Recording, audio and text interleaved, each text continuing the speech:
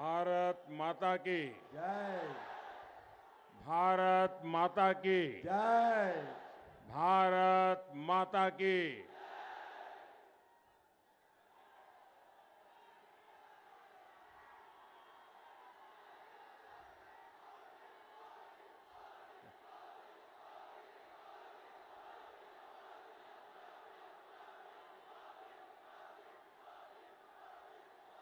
నా తెలంగాణ కుటుంబ సభ్యులందరికీ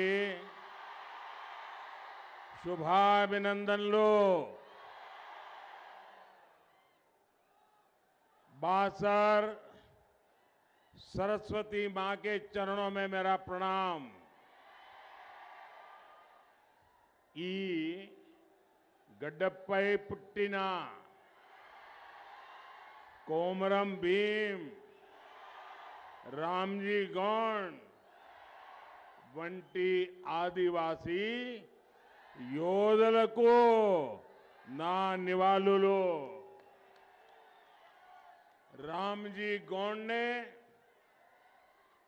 जनजातीय क्षेत्र में युवाओं को अत्याचार से लड़ने के लिए भी प्रेरित किया था। आज जब तेलंगाना में कांग्रेस की सुल्तानशाही और बीआरएस की निजामशाही दोनों जब सामने है, तब इस पूरे क्षेत्र में रामजी गौंड की प्रेरणा साफ साफ नजर आ रही है। ये जो मैं जन सैलाब देख रहा हूं, जहां जहां मेरी नजर पहुंच रही है, लोग ही लोग नजर आ रहे हैं जो अपने आप को राजनीति के तिस्मारखा मानते हैं, जो अपने आप को राजनीति के बड़े ज्ञानी मानते हैं, वो आकर के यहां देख लें, तेलंगाना में बीजेपी की सरकार बन रही है। तेलंगाना आज सकला जनुला सौभाग्य तेलंगाना, इसके निर्माण के लिए बीजेपी के साथ खड़ा है पूरा तेलंगाना।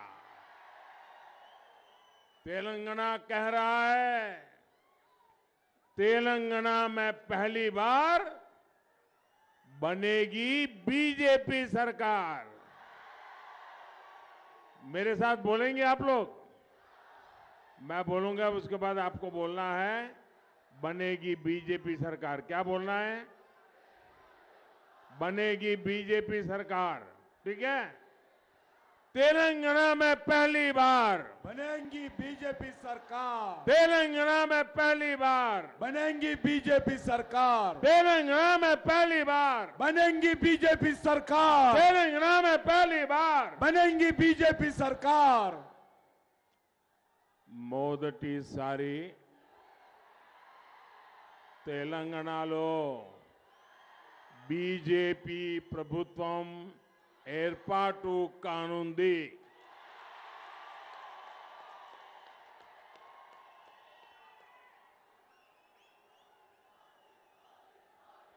రామ్జీ గోండు స్ఫూర్తితో ఈరోజు మనం అందరం కూడా ఈ యొక్క గిరిజన ప్రాంతాల్లో, ఆదివాసీ ప్రాంతాల్లో పనిచేస్తా ఉన్నాము। కానీ కాంగ్రెస్ నేతలు సుల్తాన్ తరా పరిపాలన, బీఆర్ఎస్ నేతలు నిజాం తరా పరిపాలన ఈరోజు మనకు అందిస్తున్న విషయము చూస్తూ ఉన్నాము। అందుకే రామ్జీ గోండు స్ఫూర్తితో మనమందరం ముందుకెళ్లాల్సినటువంటి అవసరం ఉంది। సకల జనుల సౌభాగ్య తెలంగాణ నిర్మించడానికి మనమందరం ప్రయత్నం చేయాల్సినటువంటి అవసరం ఉంది। తెలంగాణలో మొదటిసారి భారతీయ జనతా పార్టీ పూర్తి మెజార్టీతో అధికారంలో రానున్నదని ఈరోజు మనం చేస్తా ఉన్నాం। నా కుటుంబ సభ్యులారా, बीआरएस ने आपको सिवाय विश्वासघात के कुछ नहीं दिया है। आज तेलंगाना हजारों करोड़ के कर्ज में डूबा हुआ है। आज तेलंगाना की पहचान हजारों करोड़ रुपए के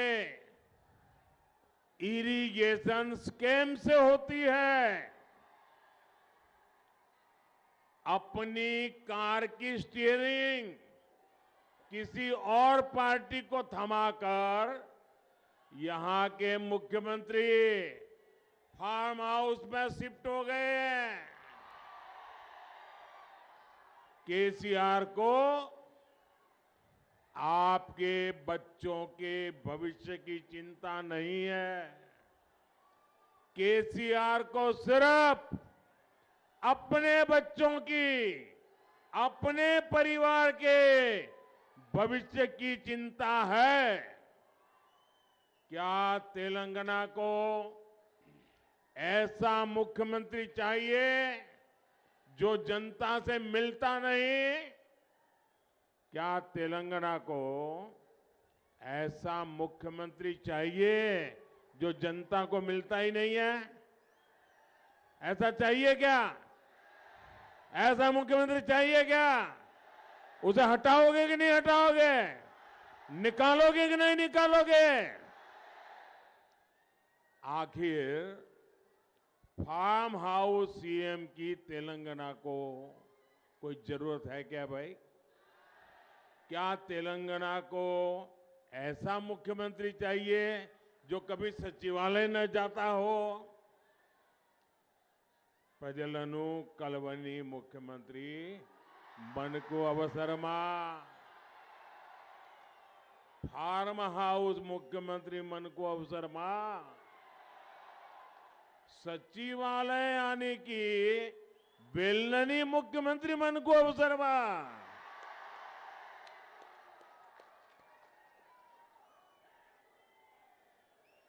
మిత్రులారా, బీఆర్ఎస్ మనల్ని మోసం చేసేందుకే ఏ అవకాశాన్ని కూడా వదలడం లేదు. ఇవాళ తెలంగాణ లక్షల కోట్ల రూపాయల అప్పులో మునిగింది. ఈరోజు వేల కోట్ల రూపాయల సాగునీటి కుంభకోణం తెలంగాణలో ఏర్పడింది. ఈరోజు కేసీఆర్ కారు యొక్క స్టీరింగ్, టీఆర్ఎస్ కారు యొక్క స్టీరింగు మజ్లిస్ పార్టీ చేతులు అప్పగించి ఆయన ఫామ్ హౌస్కు షిఫ్ట్ అయ్యాడు. కేసీఆర్ తమ పిల్లల భవిష్యత్తు గురించి ఆలోచన చేస్తున్నాడు. కేవలం ఆయన పిల్లల గురించి ఆలోచన చేస్తున్నాడు తప్ప తెలంగాణ ప్రజల యొక్క భవిష్యత్తు గురించి, తెలంగాణ పిల్లల భవిష్యత్తు గురించి ముఖ్యమంత్రి ఆలోచన చేయడం లేదు. ఫామ్ హౌస్కు పరిమితమైనటువంటి ముఖ్యమంత్రి మనకు అవసరమా? ఆఫీస్కు రానటువంటి ముఖ్యమంత్రి మనకు అవసరమా? తెలంగాణ ప్రజలు ఆలోచన చేయాల్సిందిగా కోరుతా ఉన్నాను.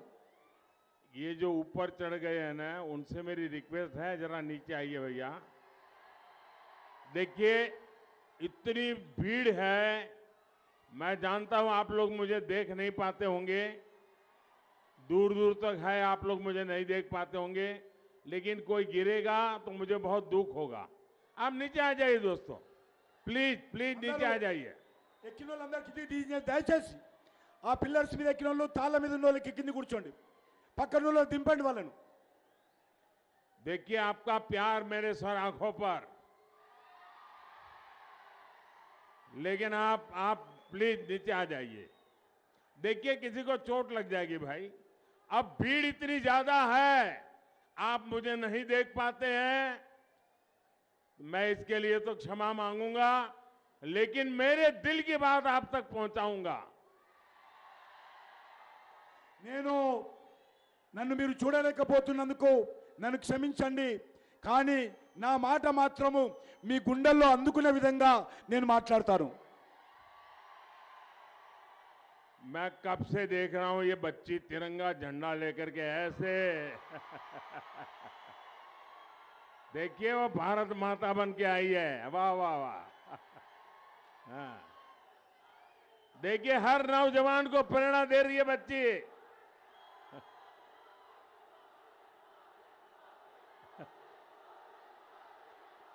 शाबाश शाबाश बेटे। नमस्ते नमस्ते।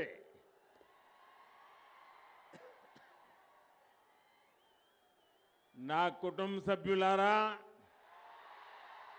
बीजेपी को तेलंगाना के गरीबों की चिंता है, लेकिन बीआरएस सरकार यहां गरीब कल्याण के कार्यों में भी ब्रेक लगाती है। मोदी, आप मोदी को जानिए, ये मोदी अपना घर बनाने के लिए नहीं, बल्कि आपका घर, गरीबों का घर बनाने के लिए घर छोड़ के निकला है।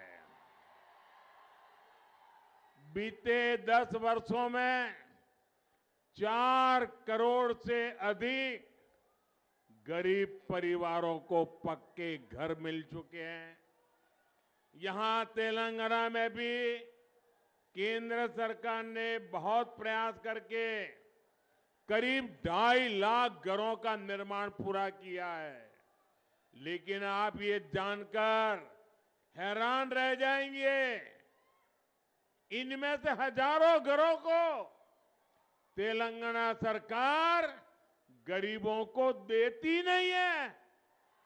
और ये जो टीवी पर देश वाले देख रहे हैं ना, वो भी सोचिए, हमारे देश में एक ऐसी सरकार है तेलंगाना में जो फार्म हाउस में रहती है और हजारों मकान गरीबों के भारत सरकार के पैसों से बने हुए, देश के करदाताओं के पैसों से बने हुए ये मकान दबा करके बैठी है, गरीबों को देती नहीं है।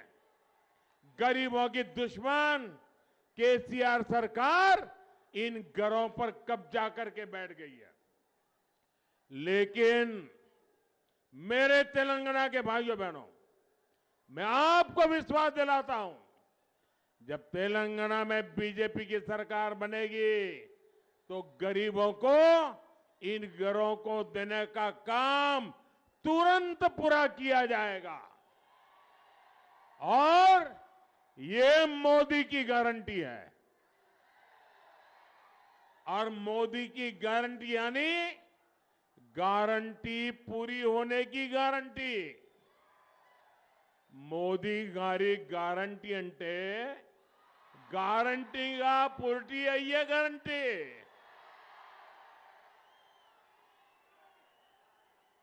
మిత్రులారా, ఈరోజు భారతీయ జనతా పార్టీ తెలంగాణ ప్రజల గురించి ఆలోచన చేస్తూ ఉంది. కానీ ఇక్కడ తెలంగాణ ప్రభుత్వము పేద ప్రజల సంక్షేమానికి వస్తున్నటువంటి కార్యక్రమాలను అడ్డుకుంటా ఉంది. మోదీ అనేటువంటి వ్యక్తి ఎవరైతే ప్రధానమంత్రి గారు అంటున్నారో, మోదీ అనేటువంటి వ్యక్తి నేను ఈరోజు ప్రధానమంత్రిగా అయ్యింది నా ఇల్లు కట్టుకోవడానికి రాలేదు, నేను పేదలకు ఇల్లు కట్టియడం కోసం ప్రధానమంత్రి అయ్యాను. గత 5 ఏళ్లుగా దేశవ్యాప్తంగా 4 కోట్ల ఇల్లు కట్టించాను. తెలంగాణలో కూడా కేంద్ర ప్రభుత్వం ఇల్లు కట్టడం కోసం డబ్బిస్తే ఈరోజు ఇల్లు కట్టకుండా అడ్డుకుంటా ఉన్నాడు. సోదరులారా, ఒకటి మనవి చేస్తా ఉన్నాను, ఇక్కడ ఉండేటువంటి ప్రభుత్వము పేదల వ్యతిరేక ప్రభుత్వము. ఈ ప్రభుత్వము కట్టినటువంటి ఇళ్లను కూడా పేదలకు ఇవ్వలేదు. కేంద్ర ప్రభుత్వం ఇచ్చినటువంటి ఇల్లు కూడా కట్టి కూడా కేంద్ర ప్రభుత్వం ఇవ్వలేదు. అందుకే చెప్తున్నాడు, మోడీ గ్యారంటీ తప్పకుండా ఈ ఇళ్ళన్ని కూడా భారతీయ జనతా పార్టీ ప్రభుత్వం వచ్చిన తర్వాత అక్రమంగా తీసుకునే వాళ్ళ నుంచి తీసుకొని పేదలకు ఇస్తాము. భారతీయ జనతా పార్టీ ప్రభుత్వం అంటే పేదలకు గ్యారంటీ, గ్యారంటీ అంటే మోదీ గ్యారంటీ అని ఈరోజు మనం చేస్తా ఉన్నాను. నా కుటుంబ సభ్యులారా,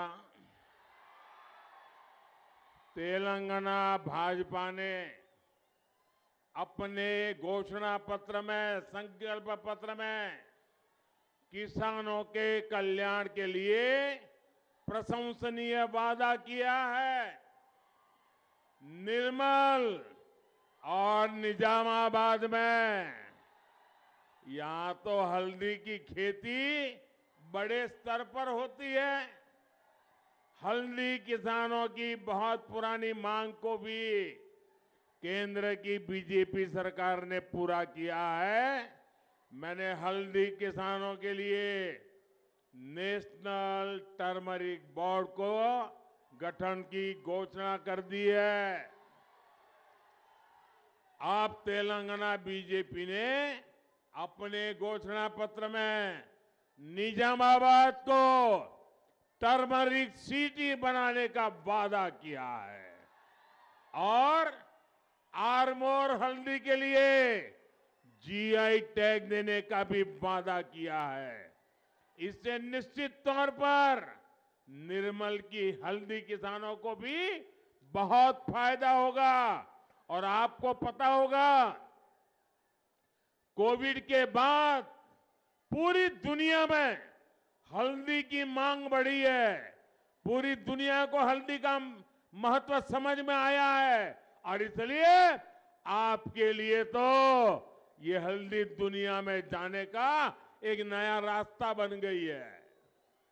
మిత్రులారా, భారతీయ జనతా పార్టీ తెలంగాణ ఎన్నికల ప్రణాళికలో రైతుల గురించి అనేక కార్యక్రమాలు మేనిఫెస్టోలో ప్రకటించడం జరిగింది. అందులో నిజామాబాద్, నిర్మల్ ప్రాంతాల్లో ఉన్నటువంటి పసుపు రైతులు ఎక్కువగా ఉన్నటువంటి విషయం మీకు తెలుసు. చాలా కాలంగా పసుపు రైతుల సంక్షేమం కోసం ఈరోజు జాతీయ పసుపు బోర్డు, నేషనల్ టర్మరిక్ బోర్డు ఏర్పాటు చేయాలని కేంద్ర ప్రభుత్వం నిర్ణయం తీసుకుంది.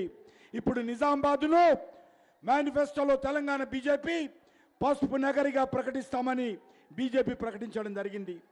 అదేవిధంగా ఆర్మూర్ పసుపుకు జిఐ ట్యాగ్ ఇస్తామని ప్రకటించడం జరిగింది. దీని ద్వారా నిర్మల్ ప్రాంతంలో ఉన్నటువంటి రైతులకు కూడా మేలు జరుగుతుందని ఈ సందర్భంగా ప్రకటిస్తా ఉన్నాను. కోవిడ్ తర్వాత రైతు యొక్క ఇంపార్టెన్స్ పెరిగింది.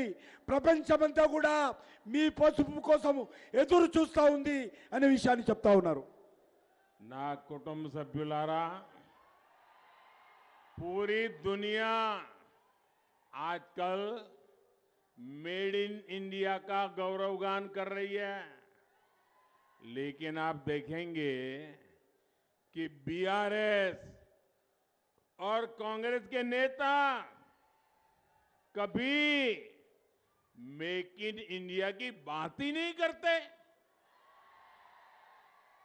यही मानसिकता है जिसके कारण निर्मल की हजारों वर्षों से चली आ रही टॉयज परंपरा, टॉयज इंडस्ट्री बेहाल हो गई। आज जब भारत टॉयज के एक्सपोर्ट के नए रिकॉर्ड बना रहा है, बीआरएस सरकार यहां निर्मल की टॉय इंडस्ट्रीज को बर्बाद कर रही है। यहां बीजेपी सरकार बनते ही, ये मोदी की गारंटी सुन लीजिए, आज यहां बीजेपी सरकार बनते ही निर्मल टॉयज के लिए भी विशेष अभियान शुरू किया जाएगा। ఓ కుటుంబ నేడు యావత్ ప్రపంచమంతా కూడా మేక్ ఇన్ ఇండియా పేరు మారుమోగిపోతా ఉంది. కానీ దురదృష్టం ఏంటంటే ఏ ఒక్క రోజు కూడా బీఆర్ఎస్ పార్టీ కానీ కాంగ్రెస్ పార్టీ కానీ మేక్ ఇన్ ఇండియా గురించి మాట్లాడరు. వాళ్ళ మానసిక స్థితి మనం అర్థం చేసుకోవచ్చు. ఈ రెండు పార్టీల కుట్రల కారణంగానే, మోసం కారణంగానే, నిర్లక్ష్యం కారణంగానే వేల ఏళ్లుగా ఈ నిర్మల్కు ప్రత్యేకమైనటువంటి నిర్మల్ పెయింటింగ్స్ కానీ, నిర్మల్ కొయ్య బొమ్మల పరిశ్రమ కానీ నిర్లక్ష్యానికి గురి కాబడిందని మనం చేస్తా ఉన్నాను. నేను మోడీ గ్యారంటీ ఇస్తా ఉన్నాను, భారతీయ జనతా పార్టీ ప్రభుత్వం రాగానే ఈ యొక్క నిర్మల్ కొయ్య బొమ్మల గురించి, నిర్మల్ యొక్క పెయింటింగ్స్ గురించి పూర్వ వైభవం తీసుకొస్తాను. ఇది మోడీ గ్యారంటీ నిర్మల్ కని మనం చేస్తా ఉన్నాను. ना कुटुंब सभ्युलारा, एक तरफ बीजेपी सरकार ऐसी योजनाएं बना रही है, फूड पार्क बना रही है, टेक्सटाइल पार्क बना रही है, लेकिन यहां बीआरएस और कांग्रेस का तुष्टीकरण अलग ही लेवल पर चल रहा है। बीआरएस तो टेक्नोलॉजी तक में तुष्टीकरण ले आई है। क्या अब भारत में धर्म के आधार पर भी आईटी पार्क बनेगा क्या? ये खेल चलता रहेगा क्या? क्या ये भारत के संविधान का सम्मान है क्या ये बाबा साहब आंबेडकर की भावनाओं का आदर है क्या? మిత్రులారా, ఒకవైపు భారతీయ జనతా పార్టీ ఫుడ్ పార్కులు టెక్స్టైల్ పార్కుల గురించి మాట్లాడుతుంది. వరంగల్లో కూడా మెగా టెక్స్టైల్ పార్క్ మంజూరు చేయడం జరిగింది. కానీ దురదృష్టం ఏంటంటే ఈ రాష్ట్రంలో దేశంలో ఉన్నటువంటి కాంగ్రెస్ పార్టీ కానీ బీఆర్ఎస్ పార్టీ కానీ బుజ్జగింపు రాజకీయాలు చేస్తూ ఉంది. బీఆర్ఎస్ పార్టీ ఒక అడుగు ముందుకెళ్ళి టెక్నాలజీ విషయంలో కూడా బుజ్జగింపు ఆలోచన చేస్తూ ఉంది. మీరు చూశారు ఎప్పుడైనా భారతదేశంలో ఎక్కడైనా కూడా మతం పేరుతో ఐటీ పార్కులు పెట్టించినటువంటి పరిస్థితి ఉన్నదా? కానీ ఈరోజు కాంగ్రెస్ పార్టీ ఈరోజు తెలంగాణలో మతం పేరు మీద ఐటీ పార్కులు పెడతామని చెప్పడం ఏదైతున్నదో చాలా సిగ్గుచేటు. ఇది ఓట్ల ఆట ఆడుతా ఉన్నారు. ఇది భారత రాజ్యాంగానికి ప్రమాదకరము. ఇంత దుర్మార్గంగా కాంగ్రెస్ పార్టీ వ్యవహరిస్తూ ఉంది. నా కుటుంబ సభ్యులారా, बीजेपी का हर प्रयास है कि आपके पैसे बचें, आपकी कमाई का सही इस्तेमाल हो। पहली बार देश में मुफ्त राशन देने की योजना, मुफ्त चावल देने की योजना हमने शुरू की। और इतना ही नहीं, अब तो इसे मैं आगे 5 साल तक मुफ्त देने का संकल्प कर चुका हूं।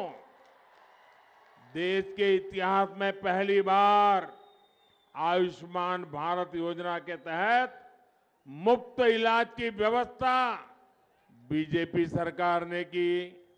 मुफ्त भोजन, मुफ्त इलाज, दुनिया भर में मुश्किल चुनौतियों के बावजूद केंद्र की बीजेपी सरकार ने पेट्रोल डीजल के दाम घटाए और बीजेपी सरकारें राज्यों में जहां जहां है, उत्तर प्रदेश हो, गुजरात हो, हरियाणा हो, महाराष्ट्र हो, गोवा हो, सब जगह पे बीजेपी की राज्य सरकारों ने वैट घटाया। लेकिन बीआरएस सरकार ने वैट नहीं घटाया, आपको राहत नहीं दी। पेट्रोल डीजल ధరలు తగ్గాలా వద్దా? बीजेपी की सरकार बनते ही इस पर एक्शन लिया जाएगा, जनता के हित में फैसला लिया जाएगा। మిత్రులారా, మీ డబ్బులు ఆదా కావాలని భారతీయ జనతా పార్టీ ప్రయత్నం, మీ ఖర్చు తగ్గించాలి, మీకు మేలు జరగాలని భారతీయ జనతా పార్టీ ప్రభుత్వం, మీ సంపాదనంతా ఉపయోగపడాలని కోరుకుంటున్నాం. మొదటిసారిగా ప్రపంచంలో ఎక్కడ లేని విధంగా భారతదేశంలో ప్రతి పేదవాడికి 5 కేజీల బియ్యము ఉచితంగా ఇస్తున్న విషయం మీకు తెలుసు. దీన్ని ఇప్పుడే కాదు, వచ్చే 5 సంవత్సరాల వరకు కూడా ఈ దేశంలో ఉన్నటువంటి ప్రతి పేదవాడికి 5 కేజీల బియ్యము భారత ప్రభుత్వము గ్రామాలలో కుగ్రామాలలో ఉన్నటువంటి వాళ్లకు అందించబోతా ఉన్నాము. దేశ చరిత్రలో మొదటిసారి పిఎస్ ఆయుష్మాన్, ప్రధానమంత్రి ఆయుష్మాన్ భారత్ కింద పేదలకు ఉచితంగా వైద్య సహాయం అందిస్తా ఉన్నాము. పేదవాడికి ఉచితంగా ఆహారము, పేదవాడికి ఉచితంగా వైద్యము, ఇది నా లక్ష్యము అని ప్రధానమంత్రి గారు చెప్తా ఉన్నారు. ప్రపంచవ్యాప్తంగా పెట్రోల్ ధరలు తగ్గితే భారతీయ జనతా పార్టీ ప్రభుత్వము కొంత మేరకు ధరలు తగ్గించింది. అంతేకాదు అన్ని రాష్ట్రాలు కూడా, మహారాష్ట్ర, గోవా లాంటి బీజేపీ ప్రభుత్వాలన్నీ కూడా ఈరోజు పెట్రోల్ ధరలు తగ్గించాయి.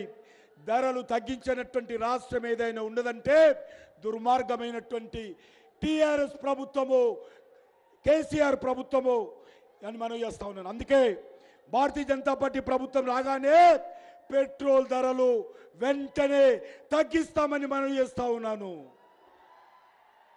నా కుటుంబ సభ్యులారా, तेलंगाना के लोगों को एक बात हमेशा याद रखनी चाहिए, बीआरएस और कांग्रेस ये एक दूसरे की कार्बन कॉपी है। केसीआर सोच और अप्रोच दोनों से ही कांग्रेस ही है और कांग्रेस को पड़ने वाला हर वोट सीधा बीआरएस को ही जाएगा।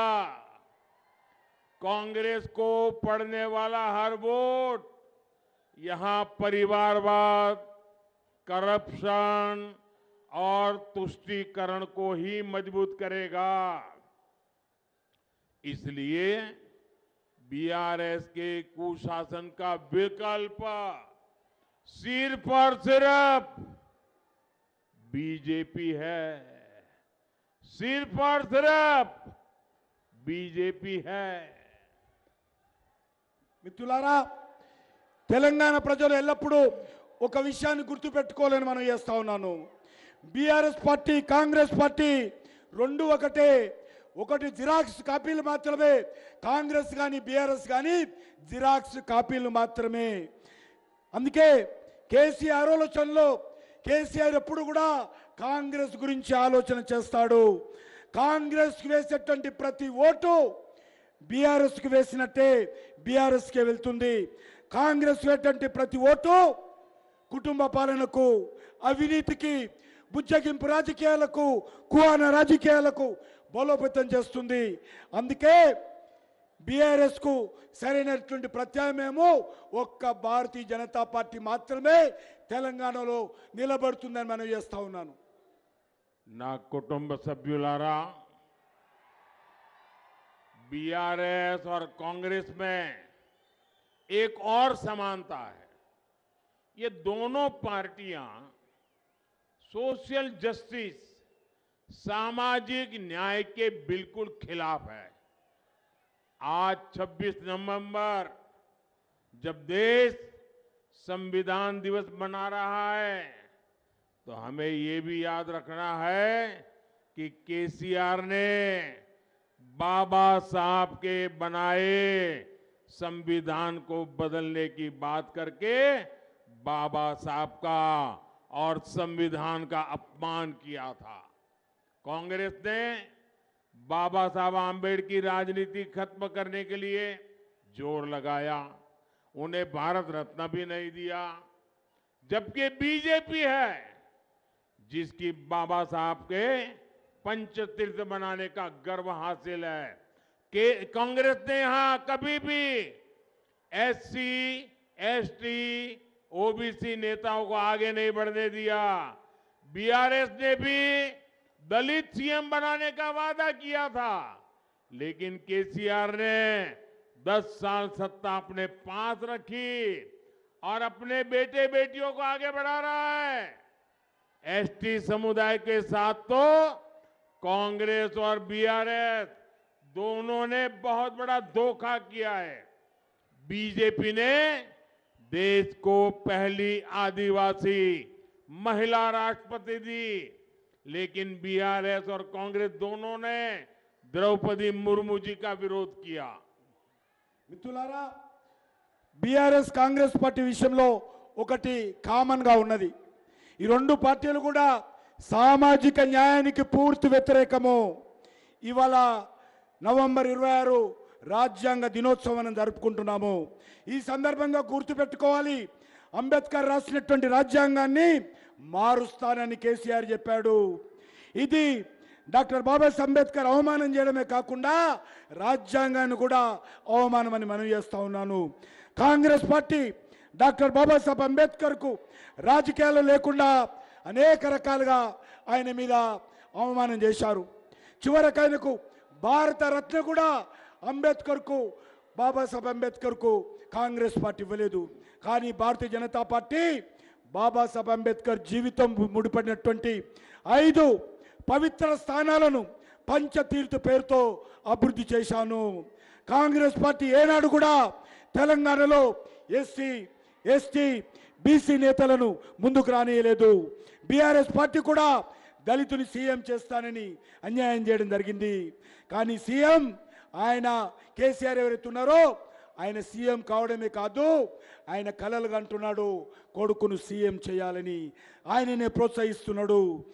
ఎస్టీలకు ఈ రెండు పార్టీలు కూడా కాంగ్రెస్ బీఆర్ఎస్ మోసం చేశాయి.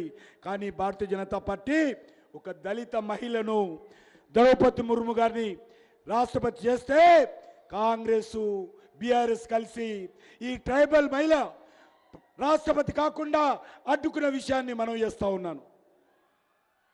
ना कुटुंब सभ्युलारा, हमने एससी एसटी वेलफेयर के लिए अभूतपूर्व काम किए हैं. बीजेपी ने अलग से एसटी मंत्रालय बनाया. बीते 10 वर्षों में इसका बजट 5 गुना बढ़ाया. आज देश भर में जनजातीय सेनानियों के म्यूजियम बन रहे हैं. बीजेपी ने आपसे सेंट्रल ट्राइबल यूनिवर्सिटी का भी वायदा निभाया. आज आदिवासी क्षेत्रों में रोड, रेल, हाईवे, पानी, बिजली और मोबाइल नेटवर्क पर अभूतपूर्व पैसा खर्च किया जा रहा है. कुछ दिन पहले ही आदिवासी समाज के विकास के लिए 24,000 करोड़ रुपए का पीएम जनमन महाअभियान शुरू किया गया है. మిత్రులారా, మేము ఎస్సీలు ఎస్టీల సంక్షేమం కోసం అనేక కార్యక్రమాలు చేపట్టాము. భారతీయ జనతా పార్టీ ప్రభుత్వం మొదటిసారిగా దేశంలో గిరిజన మంత్రిత్వ శాఖను ఏర్పాటు చేసిన విషయాన్ని మనం చేస్తా ఉన్నాను.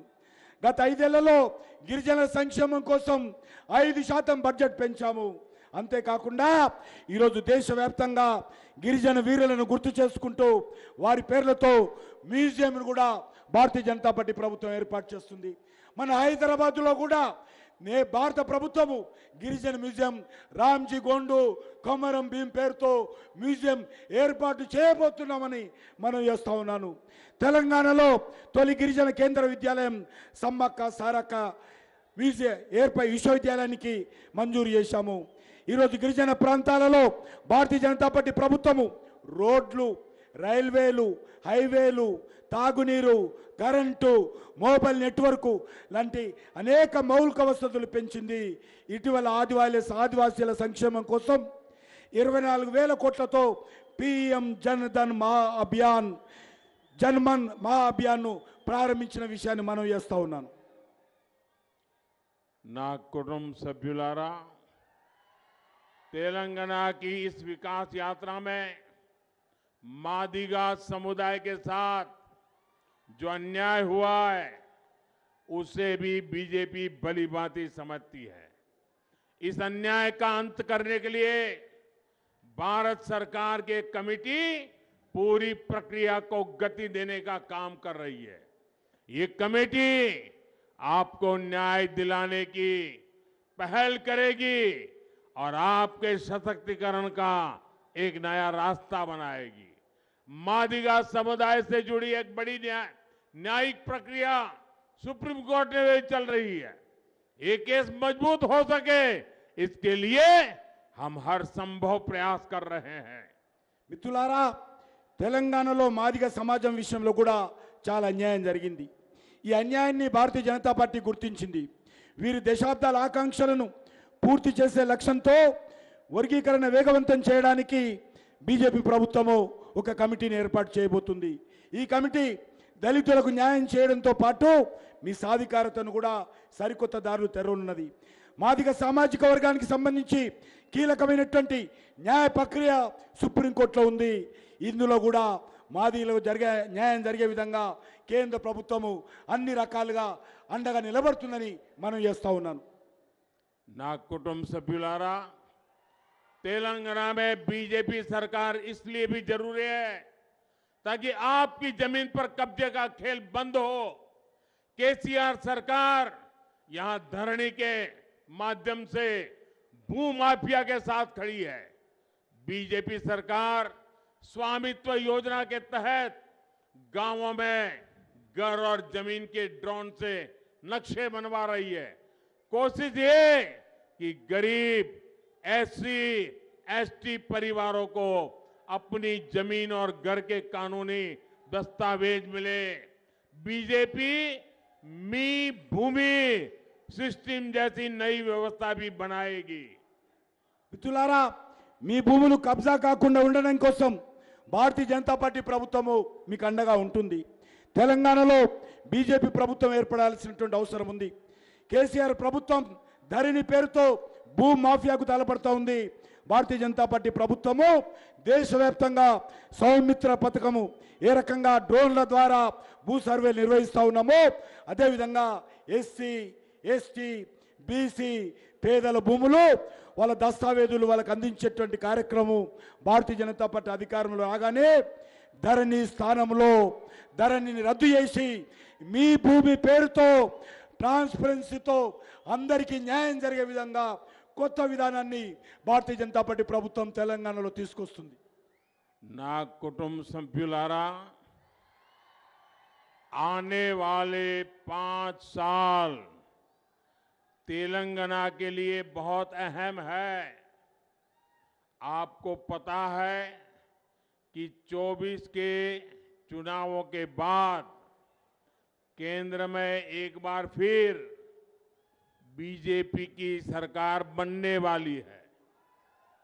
ऐसे में अगर तेलंगाना में भी बीजेपी सरकार रहेगी तो राज्य का विकास और तेज होगा।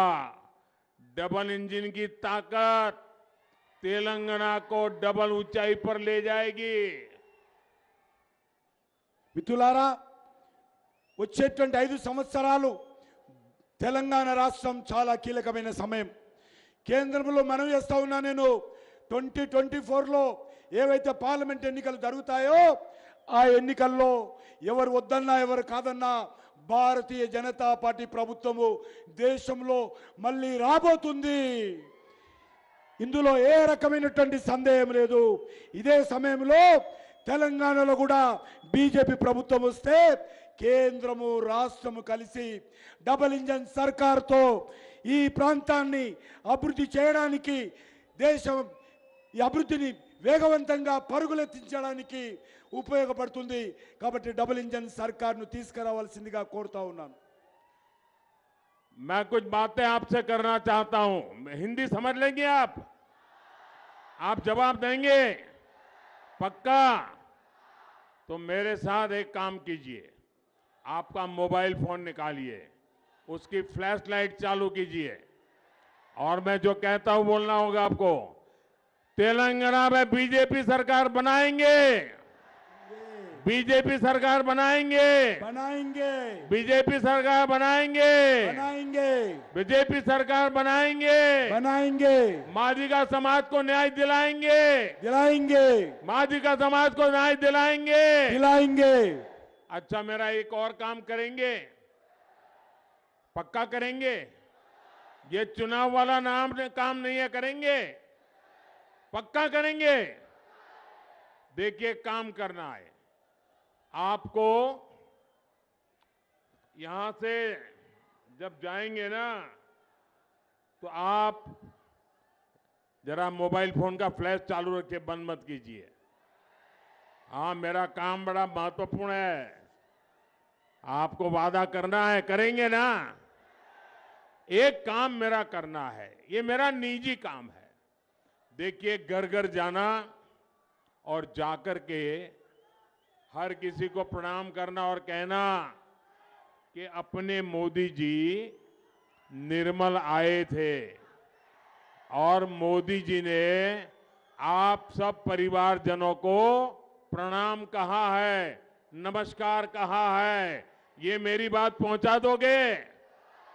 जरा हाथ ऊपर करके बताओ, पहुंचा दोगे? घर घर जाओगे, मेरा नमस्कार कहोगे, हर एक परिवार से मेरे लिए आशीर्वाद मांगोगे? जब हर परिवार मुझे आशीर्वाद देता है तो मुझे एक नई ऊर्जा मिलती है, नई ताकत मिलती है। आपके लिए काम करने का बड़ा हौसला बुलंद हो जाता है और इसलिए घर घर जाएंगे, कमल खिलाएंगे, भाजपा जिताएंगे। बहुत बहुत धन्यवाद। बोलिए भारत माता की, भारत माता की।